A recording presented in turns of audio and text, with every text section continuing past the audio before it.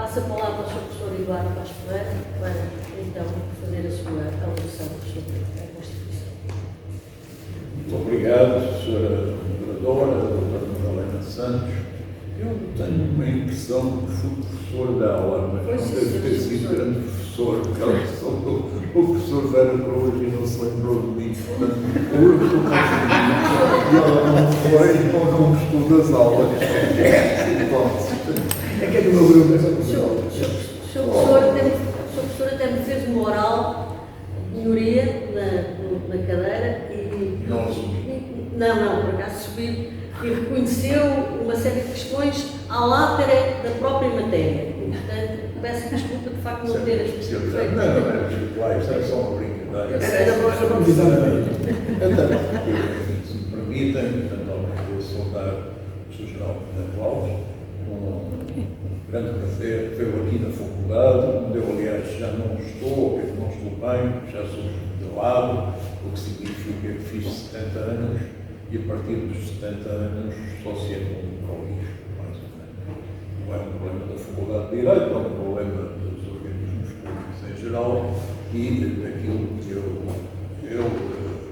apanhei no americano do ageismo, do idadismo.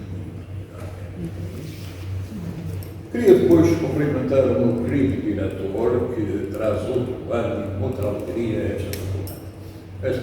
Esta sempre foi, lembro muitas vezes quando aqui entrei, só me preciso dizer, eu quero ir embora, não quero ficar aqui, porque isto tinha um ar totalmente soturno lá em cima,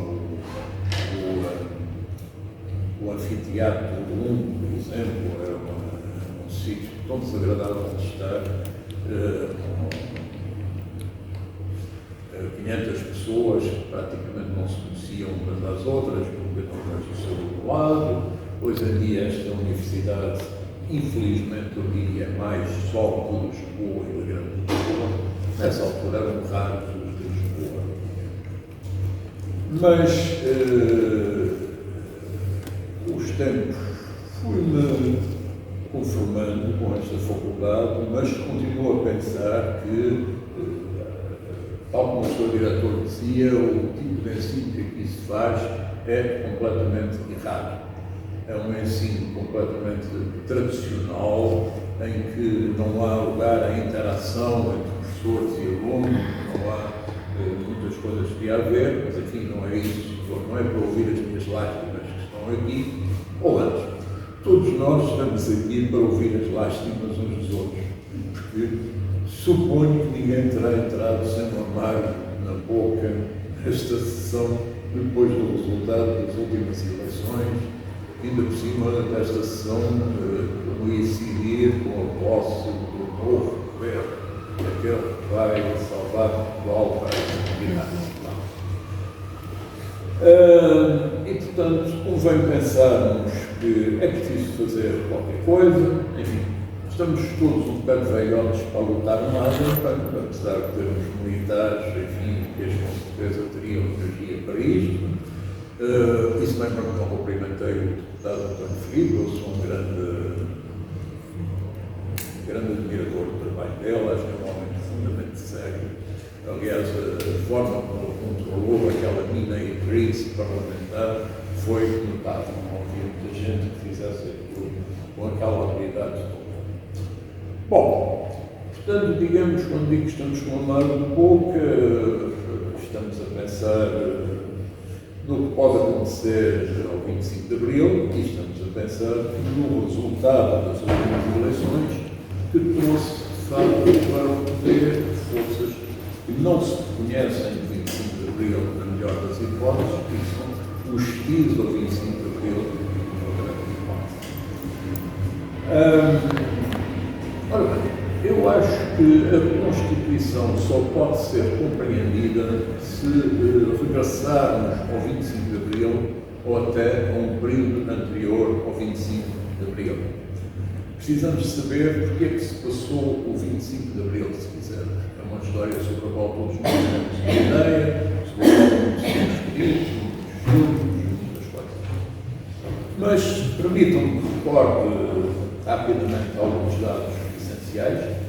Em 1974, na Europa Ocidental havia 3 regimes ditatoriais que tinham parado o tempo, que tinham congelado as liberdades fundamentais e bloqueado o progresso dos respectivos países.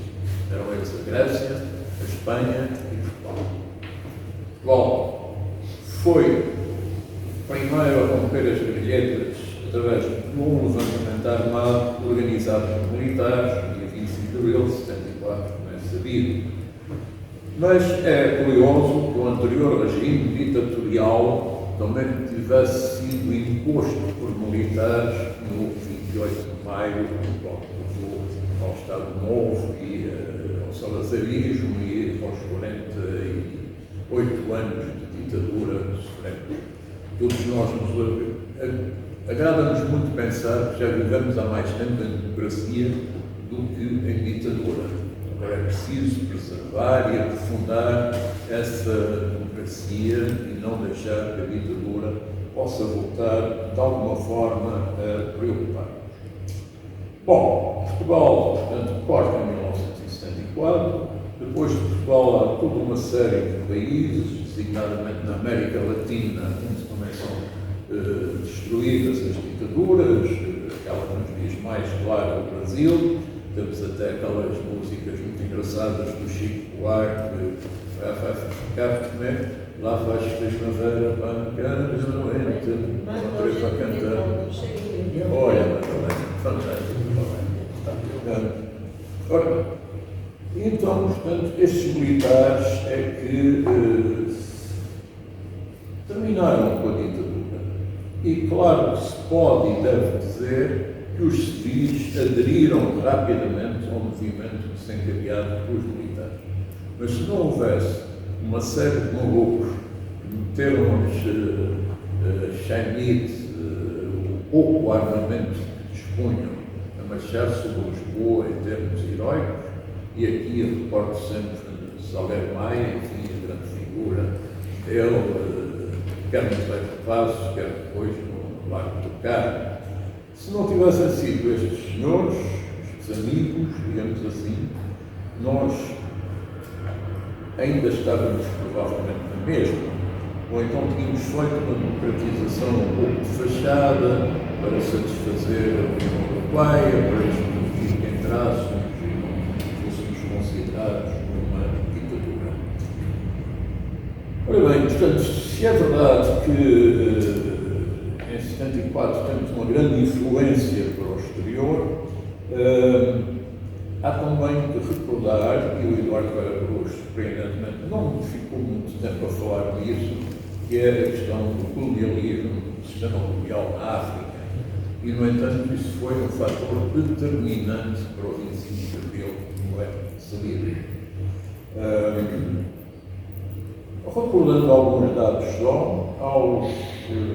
há 50 anos, Portugal era o país mais pobre da Europa. Possivelmente nessa altura, sem considerar a parte oriental da Europa, a parte para além da cortina de ferro. Portugal era, portanto, o país mais pobre da Europa, em que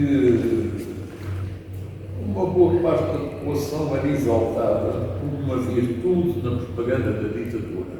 Há uma célebre frase de Oliveira Salazar que é exemplar. Oliveira Salazar disse uma vez: dou graças a Deus todos os dias por ser pobre. E porquê que ele dava graças a Deus por ser pobre? Porque assim não podia cair em tentações, não podia viver em ostentação, era apenas mais um inofensivo pobre. Claro que todos sabemos que inofensivo é que não era, e pobre, enfim, parece aqui um pouco secundário. Bom, 30% da população portuguesa era analfabeta, o que são números assustadores. A taxa de mortalidade infantil superava os 44%. Estávamos numa situação de guerra com várias frentes militares, como Angola, Moçambique, Guiné. Alguns países começavam, aliás, a reconhecer a independência da Guiné, que portanto, reclamar dessa independência e, mesmo os tradicionais aliados de Portugal marcavam cada vez mais distâncias. A despesa com a defesa consumiu-se 37% dos gastos do Estado, e bem que o Estado não podia ser outra coisa senão o Estado a defesa de impor o sacrifício aos menos privilegiados. E, de facto, assim acontecia. E,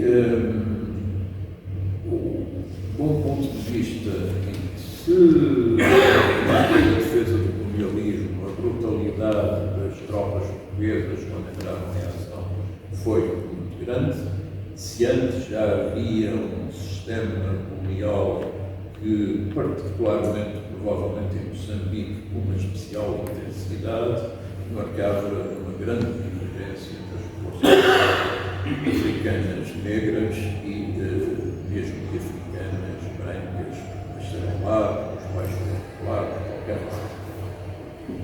Portanto, esta questão é uma questão prévia a resolver, designadamente se quisesse aderir, foi depois o caso à União Europeia, durante a Comunidade Económica Europeia. E hoje em dia podemos, portanto, celebrar o estarmos na União Europeia e podemos celebrar, em teoria, que fazemos parte de um clube de democratas. Quando olhamos para o clube de democratas, é que um número muito grande dos países que hoje em dia integram a União Europeia, de democratas não têm nada. Têm nomes, têm constituições, têm coisas deste género, mas é verdadeiramente triste olhar para aquilo e ver primeiro os países que chegam de novo e que são quase todos autocratas e depois ver como as antigas democracias também mudaram, como a Itália, ou a senhora Meloni, ou estão para mudar, ou podem mudar, como acontece com a França, com Macron, e as sondagens a darem a senhora Le Pen,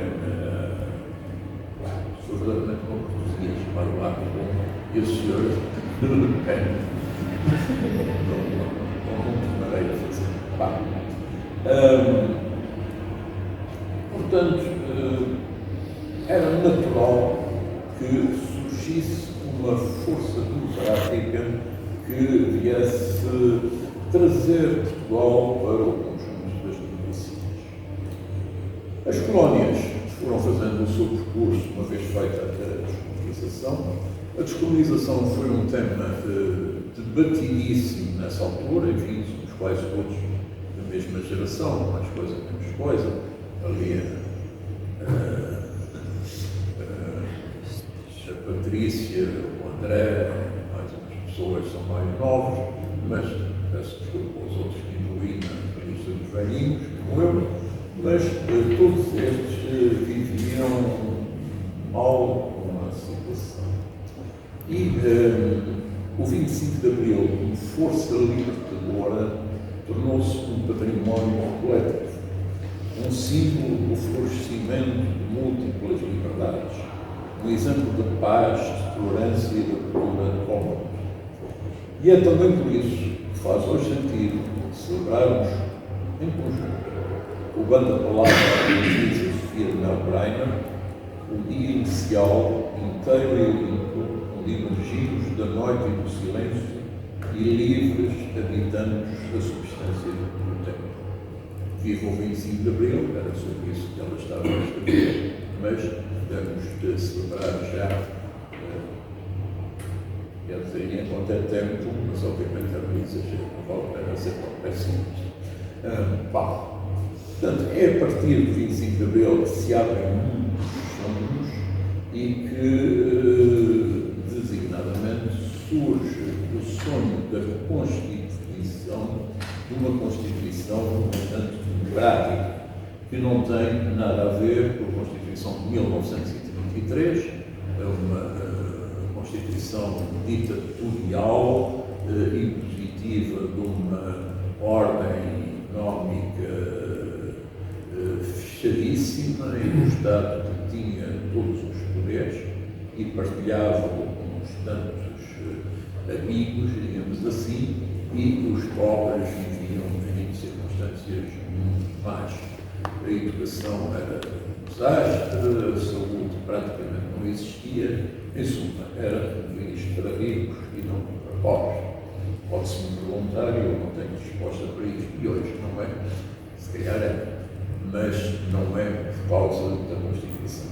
A Constituição, pelo contrário, apontava para a construção do Estado democrático, igualitário e tinha no seu seio uma Constituição económica, ou seja, um conjunto de disposições e de reclamações que eram muito progressistas e que eram muito no sentido de alterar as coisas. Só que as coisas não se alteraram tanto assim, porque não havia um consenso geral, em primeiro lugar. No próprio quadro do MFA, do Movimento das Forças Armadas, havia uma clara divisão entre os oficiais mais conservadores, mais à direita, se quisermos, basicamente pode-se considerá-los os oficiais spinolistas e os oficiais mais à esquerda, mais ligados a outro tipo de preocupações e de valores. E, portanto, não foi fácil avançar entre essa luta. Os anos que se situaram entre 74, 25 de Abril, e 76, Constituição de 76, foram anos de imensa discussão, de imenso, um verdadeiro desaguisado entre os militares que tinham feito o golpe e também entre os civis que se situavam de um lado ou do outro da barreira. Basta lembrar que,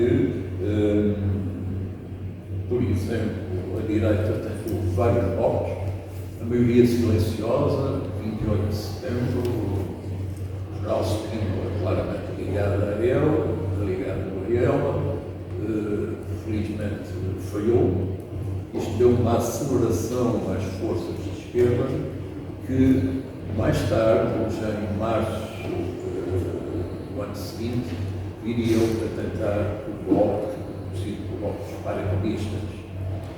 Também ele ligado a spinolistas, militares próximos dessa orientação. Mas também esse foi derrotado. E como foi derrotado, as forças mais preocupadas com as questões sociais, com as questões de construção de uma verdadeira democracia económica, puderam avançar mais. E, portanto, entretanto, a grande questão era se haveria ou não uma Constituição feita pelos deputados da Assembleia Constituinte.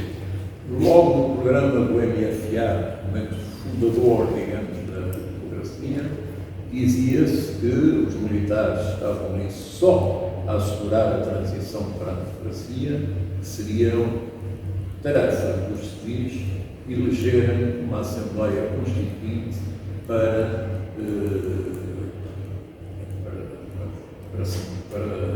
elaborar uma Constituição. E, de facto, chamou-me a atenção coisa que o Miguel Álvaro Cruz escreveu, é que pode haver Constituições que até aparentam ser liberais, mas que não são liberais. Agora, têm esse tipo.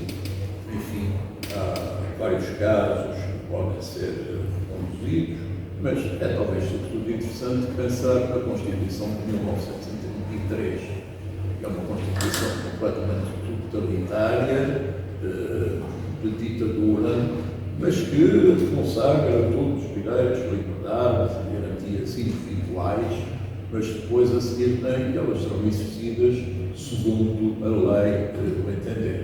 Ou seja, não é. Além dessas que consagravam, podendo existir, Deus, não havia liberdade de expressão, não havia liberdade de ação política, política, não dizia nada. Essa Constituição de 33, como sabem, tem como Constituição uma particularidade, é que não se pode considerar que ela tenha sido realmente eleita. Não. Ela foi feita pelo presidente, não sei, nessa altura como é que se chamava, o Salazar, Presidente do Conselho. Presidente do Conselho. Presidente do Conselho. Pois, houve uns outros que fizeram confundir isso também, seria. E depois, portanto, o Presidente do Conselho, um grupo muito restrito, é que elaborou este texto e depois sujeitou a um plebiscito em que o povo aparentemente decidiria se queria aquela Constituição ou não. Só que, bom, o texto que declama o plebiscito é verdadeiramente caricado, designadamente a circunstância de se considerar o plebiscito foi aprovado por 90%, ou mais de 90% da população, só que a lei previa que as abstenções eram a aprovação da Constituição. Portanto, ficamos a saber como é que se faz uma lei. Só uma vez precisar aí, para hoje, já lê isto e então. Nunca o faria, eu sei. Bom, simplesmente, o que é que acontece? Um dos aspectos mais importantes do ponto de vista da Constituição de 76, além, claro, das garantias individuais, de tipo tradicional, de primeira geração, é o aparecimento de um conjunto muito vasto de direitos sociais, de direito à saúde, de direito à segurança social, de direito ao ensino, de direito à habitação, enfim, um conjunto muito amplo, em alguns casos é só, digamos, programático, noutros casos é mais rígido. Por exemplo, o direito ao ensino, o direito à saúde, é mais impositivo do que isto. O que houve, aliás, nesses tempos, um debate para saber se se tratava de uma Constituição meramente programática, que apontava os lados, mas se fazia ou não, sabe? Ou se esta era uma Constituição efetivamente vinculativa.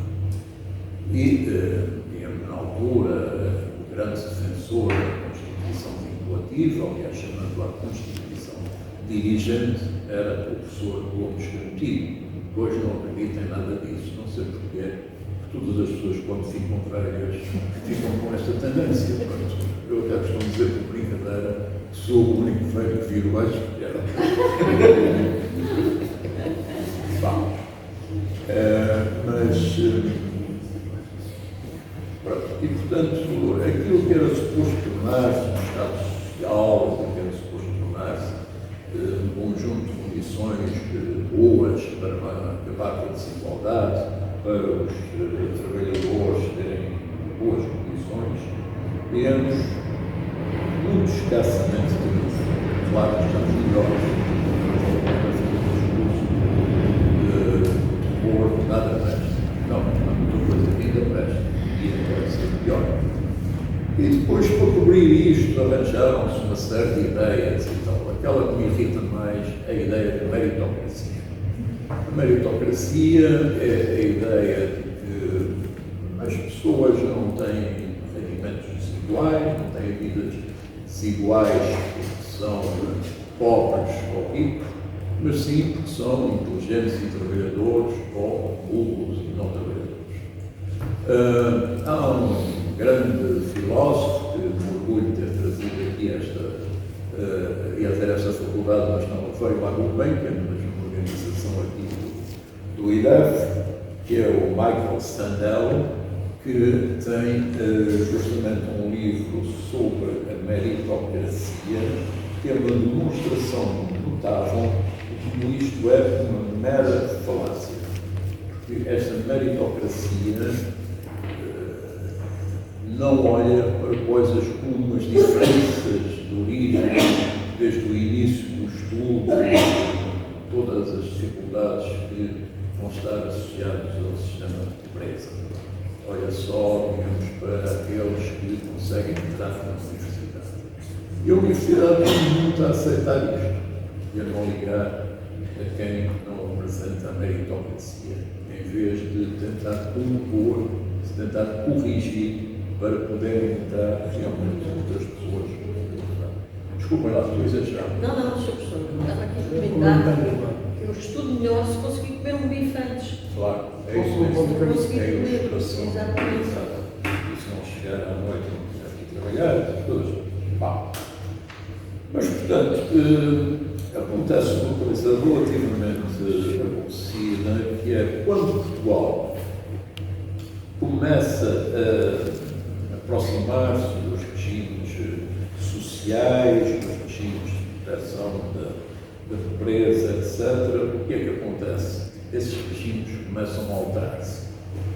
O Estado Social Europeu, tipicamente, Portugal começa aos poucos a tentar desenvolver o Serviço Nacional de Saúde um pouco mais tarde, mas com sistemas de saúde, de segurança social pública, que está, aliás, consagrada na Constituição, de ensino gratuito, de uma série de práticas que eram normais em todas as constituições desses países.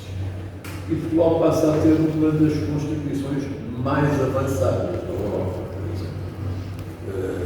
Tinha havido a Constituição de Weimar, na Alemanha, que já era uma Constituição muito avançada, mas depois acabou, como todos sabem. Depois também algumas constituições, a Constituição mexicana, enfim, houve algumas constituições que avançaram nesse sentido, mas relativamente poucas. Só que quando Portugal está a avançar, os outros países começam a andar para trás.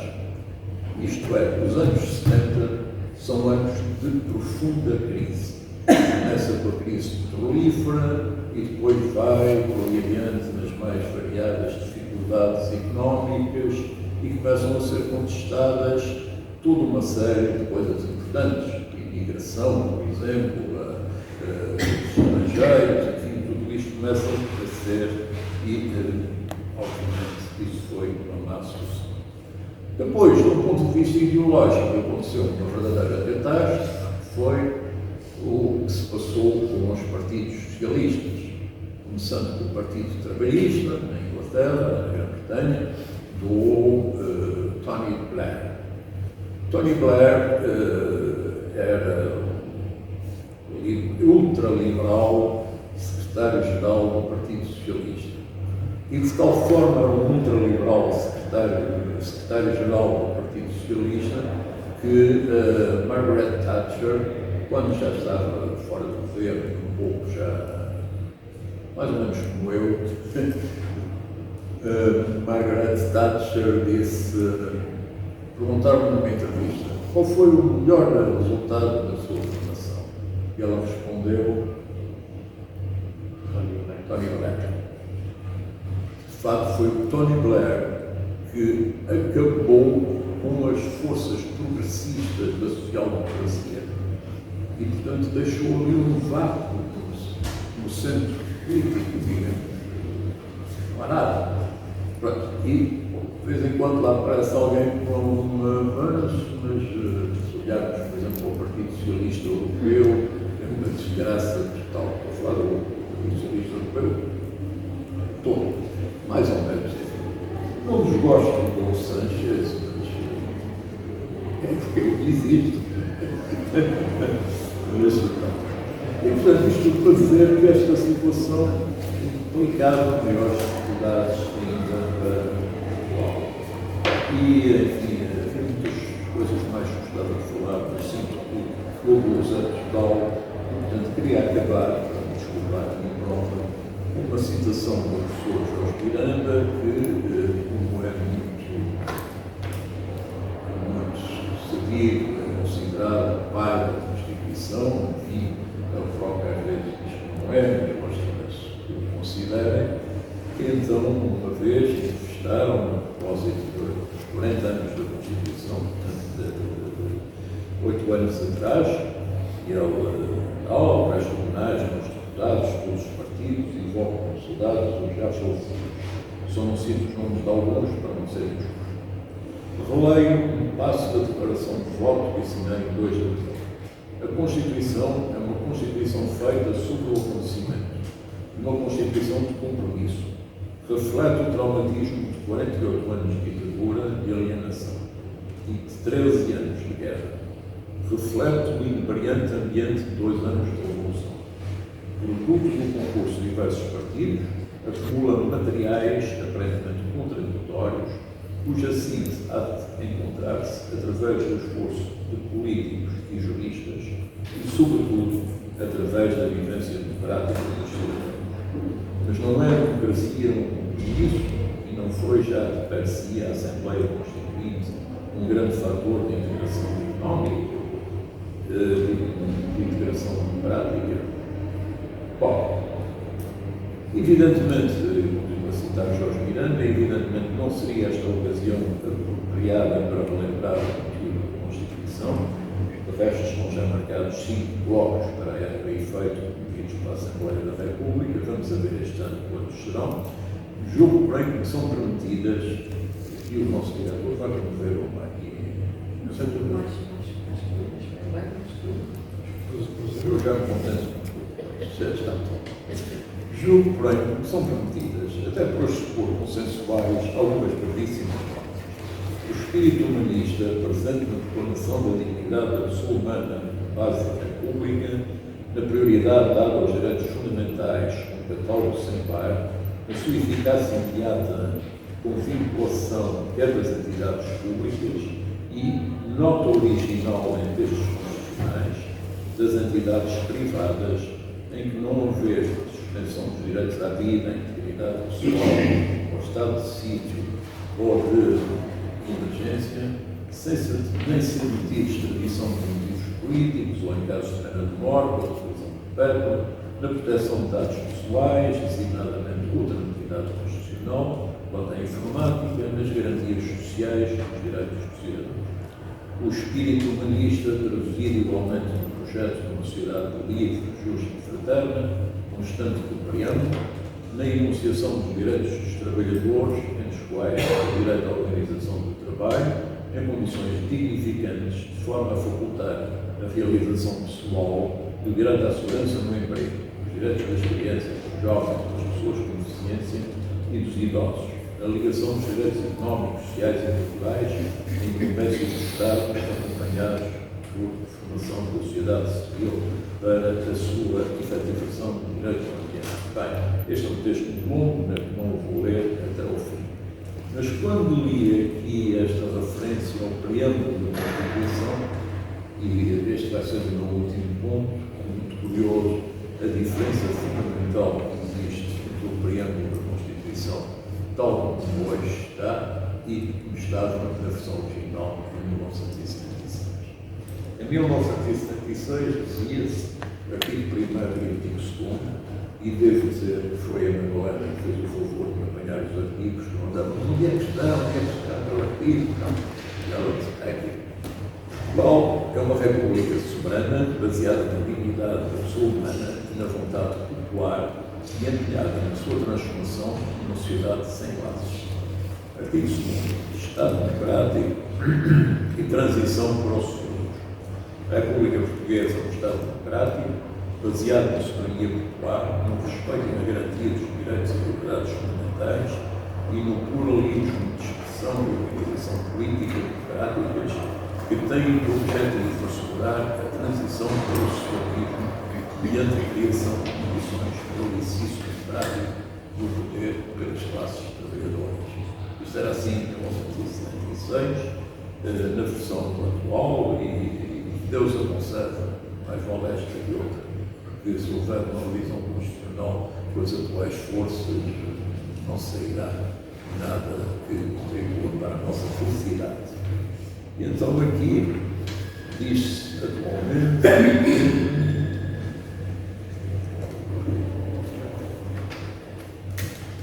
tirar a Madalena outra vez. Logo fica a fazer isso. Não, está quase.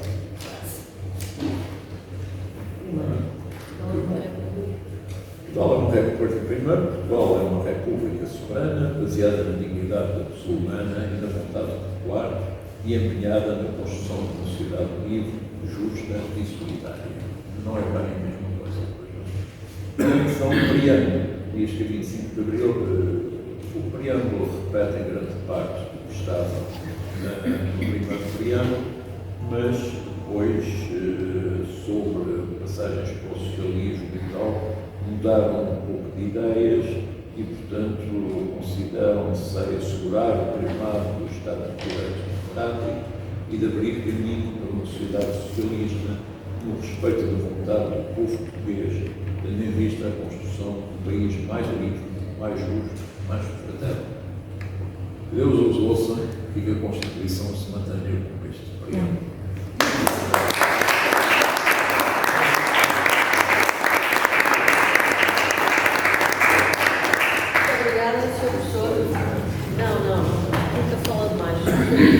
Muito obrigada, Sr. Professor. Eu estava a aguardar para fazer a saudação devida ao Sr. Professor no final da intervenção, tal como fiz com o Sr. Professor Eduardo Vera Cruz, também fiz no final. E devo dizer, fazendo agora essa referência, que efetivamente não só foi meu professor, como para além de ter sido meu professor na faculdade, depois disso, encontramos várias vezes em várias ações deste tipo, colóquios, encontros, etc. Sempre, relembro, por exemplo, o Sr. Professor fez uma excelente intervenção também na iniciativa que tivemos aqui da Associação Internacional de Juristas Democratas, que reuniu aqui cerca de quase 200 juristas de todo o mundo para celebrar precisamente os 50 anos dos Pactos das Nações Unidas, e nessa altura o Sr. Professor esteve também presente e fez uma excelente intervenção sobre precisamente os pactos, que também são tão esquecidos, tal como a nossa Constituição, e portanto fica aqui esta referência, mais uma vez, da excelência que tive sempre e continuaremos sempre a ter. O Sr. Professor será sempre daqueles que, em tudo aquilo que organizamos e que a mim compete também em termos de iniciativa, o Sr. Professor não está no velhão. Não está no velho. O Sr. Professor fará sempre aqui a sua presença e o seu papel, pedindo bem ao Sr. Eduardo Vera Cruz.